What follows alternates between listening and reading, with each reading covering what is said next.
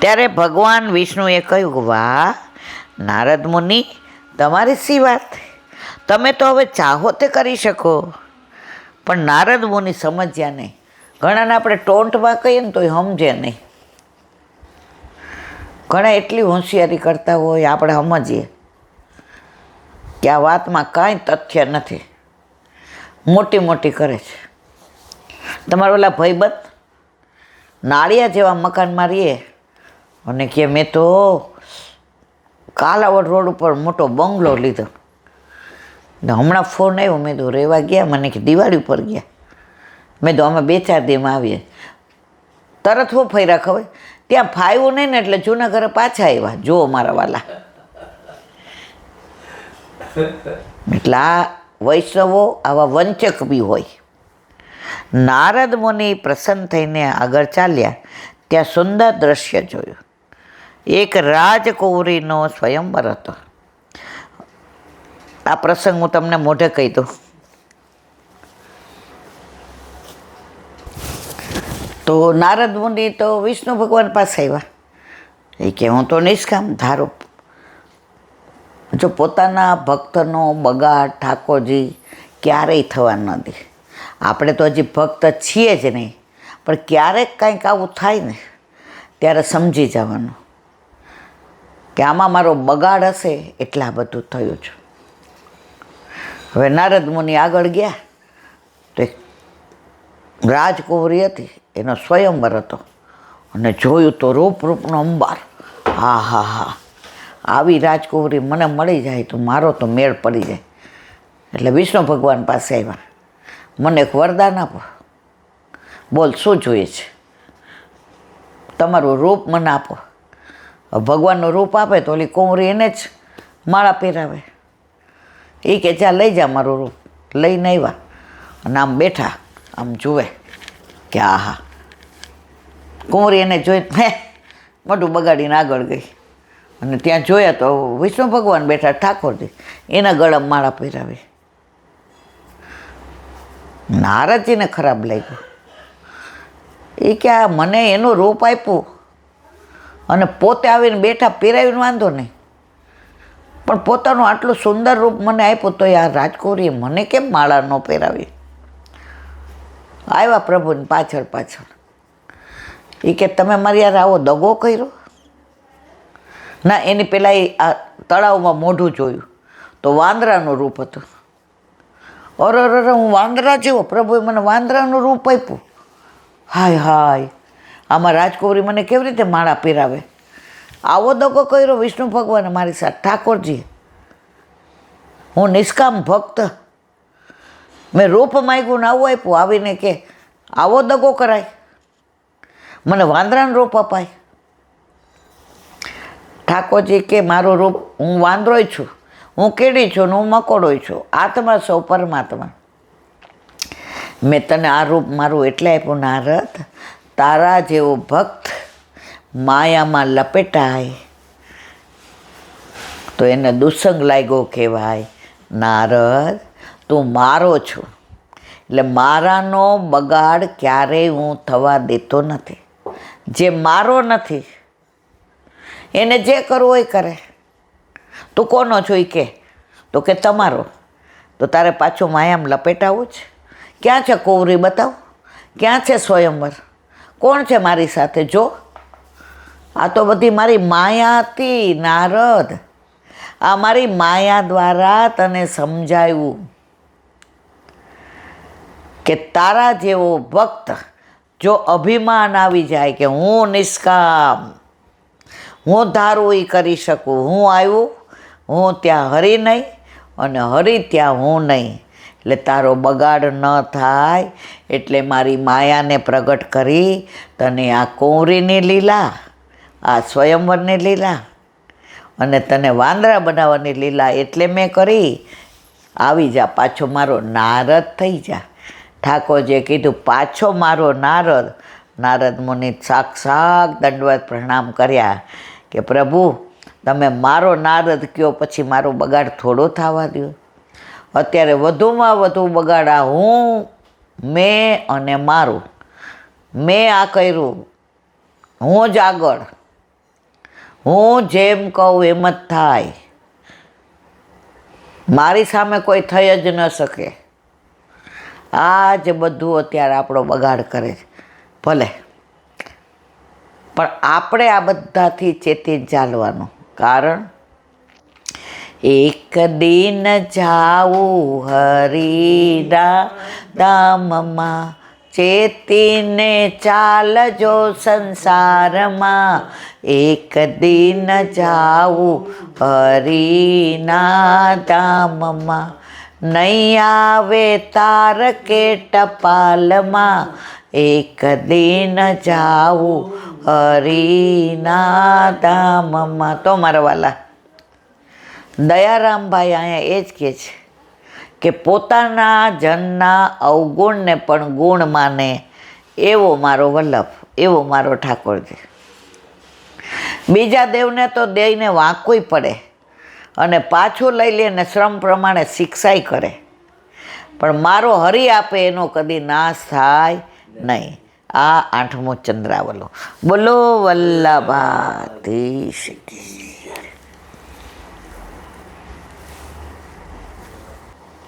શ્રી વલ્લભાધીશ કી. સુબોધિનીજીનું પાન વલ્લભ કરાવે તો થાય, આને સ્પર્શ કરવો આપણા બસની વાત નથી. ભીષ્મ પિતામહ માસે યુધિષ્ઠિર સહિત પાંડવો, ઠાકોરજી, ઋષિમુનિઓ બધા આવ્યા છે અને જે ઉપદેશ આપે છે. અને છેલ્લે હવે કહે છે, હવે અમારી શું ફરજ છે? પાંડવો પૂછે છે. ભીષ્મ પિતામહ યુધિષ્ઠિરને એની ફરજ બતાવવાનો ઉપદેશ આપે છે. બધું કાળને આધીન છે. તે કાળ જ ભગવાન છે. તેને જ દેવ શબ્દથી કહેવામાં આવે છે. કાળનું અતિક્રમણ બીજા પ્રકારે થઈ શકતું નથી. માટે ભગવાનનો આજ્ઞાકારી થઈ તું અનાથ પ્રજાનું પાલન કર. હવે તારી ફરજ શું છે એ બતાવે છે. અને હવે યુધિષ્ઠિરના ગળે વાત ઉતરે છે. આજ્ઞા પાલનથી સ્વધર્મનું પાલન કરવાથી ભગવાન પ્રસન્ન થાય છે એવી મર્યાદા. જો કે વિશેષ રૂપથી પ્રમેય બળથી વિચાર કરવામાં આવે તો ભગવાન શેનાથી પ્રસન્ન થાય છે તે જાણી શકાયું નથી. પણ પ્રમાણ બળથી વિચાર કરવાથી ભગવાન પ્રસન્ન થાય. પહેલાં આ પ્રજાના સ્વામી દુર્યોધન હતો, હવે તે અનાથ છે. હવે તું એનો સ્વામી છે, પણ તારા સ્વામિત્વનું અભિમાન નથી. માટે તું દયાથી આ પ્રજાનું પાલન કર, કેમ કે તું સમજ. દુર્યોધન કરતો તો એ તો વાત જ જવા દે, એ મારે કેવું જ નથી. પણ તું તો દયાવાન છે, ધર્મને સમજે છે, ધર્મપુત્ર છે. તારી પ્રજા અનાથ છે તો દીનતાથી ને જો દયારામભાઈ દીનતા કહે, વલ્લભ સુબોધિનીજીમાંય દીનતા કહે, હરિરાયજી શિક્ષાપત્રમાંય દીનતા કહે. તો તું દીનતાથી ને તારી પ્રજાનું પાલન કર, કારણ તું સમર્થ છો. ભીષ્મ પિતામહે આજ્ઞાકારી થઈને પ્રજાનું પાલન કરવા કહ્યું. તેમાં કોની આજ્ઞા માનવી એવી શંકા થાય એનો વિચાર કહે છે. તસ્યાનુવિહિત અહીં તદપદ પહેલાં કહ્યું છે. ત્યાં દેવતંત્રથી કાળનું નિરૂપણ કર્યું છે, એટલે કે સર્વ દેવાધીન છે એમ કહ્યું છે. એમાં પહેલાં ન રયસ્ય કહિરચિદ રાજનમાં કૃષ્ણનું નિરૂપણ કર્યું છે, એટલે કે સર્વ કોઈ ભગવાનને આધીન. બધાય કીડીથી માંડીને હાથી સુધી બધાય આધીન કોને છે? ભગવાનને. આપણે બધો પ્લાન કરીએ, આનો પ્લાન આમ નાનું આમ આને ફિક્સ મૂકીશ ને આ પેન્શન આમાં વાપરીશ ને આમ. તમારા પ્લાન કામ આવે? એનું બધું ગોઠવેલું જ છે. એના ગોઠવેલા પ્રમાણે જો ચાલો તો તમારું હિત જ છે. પણ એમાં આપણે ચંચુપાત કરવા જાય છે. નહીં, મારે આમ નથી કરવું. ઓલા બેને જો ઠાકોરજીને ખબર હતી આ અન્યાશ્રય કરે છે, એને મારે નથી જવા દેવી. કેવી લીલા કરી અદ્ભુત. અને ઘરે ગયા તો સારું થઈ ગયું. તો એના ગોઠવેલા પ્રમાણે હાલીએ ને. બહુ આનંદ આવે છે. તો શંકા થાય કે કાળને આધીન થવું કે ભગવાનની આજ્ઞા પાળવી. ત્યાં કાળને સર્વ આધીન છે એમ કહેવાયું હોવાથી કાળને આધીન થઈ પ્રજાનું પાલન કરે એવો ભીષ્મ પિતામહના વિધાનનો અર્થ થાય. આ પહેલાંના શ્લોકમાં શ્રી કૃષ્ણની સી લીલા છે એ કોઈ જાણી શકતું નથી એમ કહ્યું છે. તેથી કાલાધીનપણું કહેલું છે ત્યારે કૃષ્ણ કાલાધીન નથી એમ સિદ્ધ કરવા માટે કૃષ્ણની ઈચ્છાને કોઈ જાણી શકતું નથી. ઠાકોરજીએ શું આપણા માટે વિચાર્યું છે? આપણે તો આપણા માટે એટલું બધું વિચારીએ ને આમ હાથ પેઢી સુધી. આજે લોકો આટલા 2 નંબરી ધંધા કરે ને ખોટા કામો કરે ને એટલો પૈસો ભેગો કરે કે મારી હાથ પેઢીને, એટલે ભાઈ ક્યાં તારે હાથ પેઢી જોવાની, પાછળવાળને હું કહું અને પછી જેલમાં જઈને ચખી પીસશે. એના કરતાં જેટલું પ્રભુ આપે છે, હું હરિનો, હરિ મમ રક્ષક, હરિ કરશે મમ હિતનું, એ નિશ્ચય બદલાય નહીં. બસ પ્રભુ પર દ્રઢ વિશ્વાસ રાખીએ તો ક્યારેય આપણું અહિત થતું નથી. એમ સંદેહ કર્યો. ત્યાં કૃષ્ણ કાલાધીન નથી એમ નિરૂપણ કરાય કે કાળ કારણ એ હકીકતનું નિવારણ કરાય છે એવી શંકા થાય. અથવા તો શ્રી કૃષ્ણ અને કાળ બંને સાથે મળીને દુઃખનું કારણ છે એવું નિરૂપણ કરવામાં આવે છે. આ 3માંથી કાળથી કૃષ્ણનો ભેદ સિદ્ધ થાય છે. તેથી કાળનો પક્ષ પૂર્વાપક્ષી વિરુદ્ધ છે એવી શંકા કરી એનું નિરાપણ કરે છે કે કાળરૂપ શ્રી કૃષ્ણ જ છે. કાળરૂપ કોણ છે? કૃષ્ણ છે. આપણે ભારત જોતા ત્યારે કે સમય હું છું, તો કાળ પ્રભુના આધીન છે. બનાવ્યો કોણે? આ દુનિયામાં જે કાંઈ પણ છે એ પ્રભુનું જ બનાવેલું છે અને પ્રભુ જ છે. સ્પષ્ટ કે છે હું બધામાં છું. હું કીડીમાંય છું ને મકોડામાંય છું ને હાથીમાંય છું ને સિંહમાંય છું ને ગાયમાંય છું ને બધામાં હું છું. તમારી દ્રષ્ટિ ફરે એમાં ઠાકોરજી શું કરે? અને તે જ ભગવાન છે એવું વિસ્તારથી નિરૂપણ કર્યું છે. એસ વેય ભગવાન સાક્ષાદાદ્યો નારાયણ પુમાન મોહન્ય માયા લોકમ ગુડશ્ચરિતમ વૃષ્ણિહુ. અર્થ: ભીષ્મ પિતામહ કહે છે કે આદ્ય નારાયણ અને પુરુષ આ કૃષ્ણ જ સાક્ષાત ભગવાન છે. તે પોતાની માયા વડે લોકને મોહ કરતા યાદવોમાં છુપી રીતે ફરે છે, પોતાના સ્વરૂપને છુપાવે છે. સુબોધિની છે એશ આ શ્રી કૃષ્ણ સાક્ષાત ભગવાન છે એમ તું જાણ. આ ભગવત તત્વ ઔપચારિક નથી, હકીકત છે, પણ જ્ઞાન દ્વારા ભાવના કરવાથી તે સિદ્ધ થાય છે. પણ કાળરૂપ શ્રી કૃષ્ણ ભગવાન છે એમ કેમ કહેવાય? ત્યાં કહે છે આદ્યો નારાયણ અપુમાન. શ્રી કૃષ્ણ જ આદ્ય પુરુષોત્તમ છે, તે જ નારાયણ છે અને તે જ બ્રહ્માંડમાં દેહવાળા પુરુષ છે, પોતાની મેળે પ્રકાશવાન. જો સૂર્યથી એનો પ્રકાશ નથી, સૂર્ય ચંદ્ર તેની આંખો છે. આ બધું ભાગવતમાં અને ગીતામાં લખેલું છે કે નદીઓ ક્યાં છે ભગવાનના ઓલામાં, વૃક્ષો ક્યાં છે, બધું વિવરણ કરેલું છે.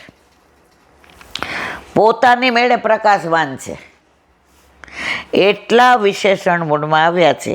તે ઉપરથી સિદ્ધ થાય છે કે કાળ તે કૃષ્ણ પણ છે, કૃષ્ણને ભગવાનપણું છે, ભગવાનને નારાયણપણું છે અને નારાયણને સ્વરાટપણું છે. તે ભગવાન પોતાના દેહમાં ભાર છે એમ જાણ્યું ત્યારે એના નિવારણ માટે અહીં પધાર્યા છે. અહીં યદુઓમાં મનુષ્ય રૂપે ફરી રહ્યા છે ભગવાન, પણ મનુષ્ય રૂપે યાદવોમાં ફરી રહ્યા છે. પોતાને કોઈ જાણે નહીં એમ મનુષ્ય ચેષ્ટાઓની બધાને વ્યામોહ કરે છે. એવી લીલા કરે ને આપણે ભૂલી જાય. યશોદાજીને બ્રહ્માંડ ઘાટ ઉપર આખા બ્રહ્માંડના દર્શન કરેવા. યશોદાજી આમ થઈ ગયા. ભગવાન કે જો આ મને ભગવાન માનશે ને તો જે અહીંયા હું ઐશ્વર્ય વીર શ્રી યશ જ્ઞાન અને વૈરાગ યમુનાજીને પધરાવીને આવ્યો છે તો ભગવાન થવું પડશે. એવી યોગમાં અહીંયા મૂકી દીધી. ભૂલી ગયા. દેખ મૈયા મોઈ મેં નહીં માટી ખાયો. આ દાવને બધા ખોટા રાજ.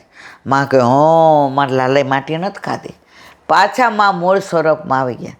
એટલે ઠાકોરજી મનુષ્ય રૂપે પ્રગટ થઈ અને પોતે માયા દ્વારા બધી લીલા કરે છે અને પોતાના ભગવત્વને છુપાવે છે. ગિરિરાજને ધારણ કરે તો કે કેવી રીતે કર્યો? તો કે એક તો માતા નંદ યશોદાજીનો માખણનો પ્રભાવ, બીજો આ સખાઓ તમારી સામું જોઉં છો ને તો તમારી શક્તિ મારામાં આવી જાય છે. આ એનો પ્રભાવ. સખાઓ કે એટલે જ અશક્તિ લાગે છે કે. અને બીજું એ કે રાધાજી કે પ્રેમ સે ગિરિરાજ લિયો ઉઠાય. આ યશોદાજી તમે અને રાધાજીની કૃપાથી ઉઠાયું, બાકી મારું શું સામર્થ્ય. પ્રભુ દરેક જગ્યાએ પોતાનું ભગવત્વ છુપાવે. તૃણાવતને મારે કે પૂતનાને મારે કે બકાસુરને મારે કે અરિષ્ટાસુરને મારે કે કેસીને મારે કે કંસને મારે, દરેક જગ્યાએ ભગવત્વ છુપાવે છે. અને પોતે કાળરૂપ હોવાથી દરેકનું ભક્ષણ કરવા ફરે છે. શ્રી કૃષ્ણ એવી રીતે કાળરૂપ થઈને પોતાના સ્વરૂપને છુપાવી કેમ ફરે છે તેમને કોઈ પણ કેમ નથી જાણતું, એવી શંકાનું નિવારણ 2 શ્લોકથી કરે છે. બોલો વલ્લભા